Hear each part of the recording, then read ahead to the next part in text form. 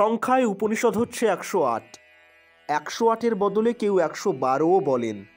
সব উপনিষদই অবশ্য সমান প্রামাণ্য নয়।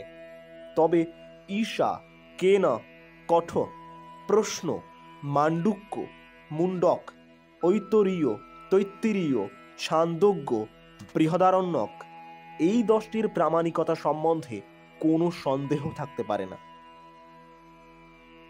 উপনিষদের শ্রেণী বিভাগ করা অসম্ভব নয়।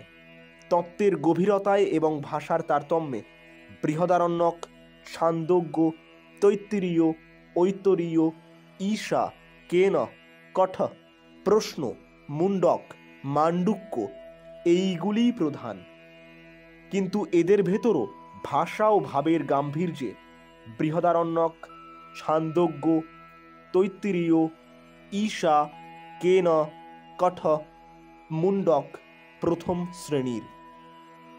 বিষয়বস্তুর দিক দিয়েও উপনিষদের বিভাগ নির্ণয় করা যেতে পারে। সব উপনিষদেরই বিষয় এক নয়।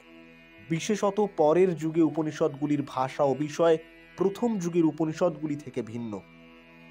শুধু একরকম ব্রহ্মবিদ্যাই সব উপনিষদ শিক্ষা দিয়েছে এ কথা বলা দুঃসাহসের পরিচয়।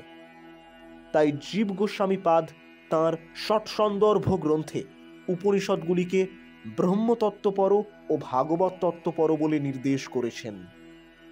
বৃহদারণ্যকে বা মাণ্ডুক্যে ব্রহ্মতত্ত্বের মীমাংসা আছে। কতকগুলি উপনিষদ যোগতত্ত্ব নিরূপণ করেছে, যেমন তেজবিন্দু, নাদবিন্দু, ধ্যানবিন্দু। অবশ্য একথা খুবই সত্যি যে প্রত্যেক উপনিষদে আছে জ্ঞানের কথা, অনুশাসনের কথা। তবুও কতকগুলিতে তত্ত্বের মীমাংসার চেয়ে কবিতার ও ছন্দের ভেতর দিয়ে তত্ত্বের প্রকাশই আছে বেশি। অনেকগুলিতে, বিশেষত ঈশা, কেন, কঠ, শ্বেতাশ্বতরে আছে অনুপম কবিত্ব। সত্য যখন প্রত্যক্ষ হয় তখন তার প্রকাশ হয় ছন্দে। সত্যবোধ অনুপ্রাণিত করে সমস্ত জীবনকে।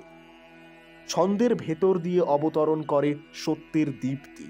এই দীপ্তি বুদ্ধিকে অবলম্বন করে জীবনকে অনুপ্রাণিত করে তত্ত্বে, সত্যের স্বাভাবিক ভাষা ছন্দ।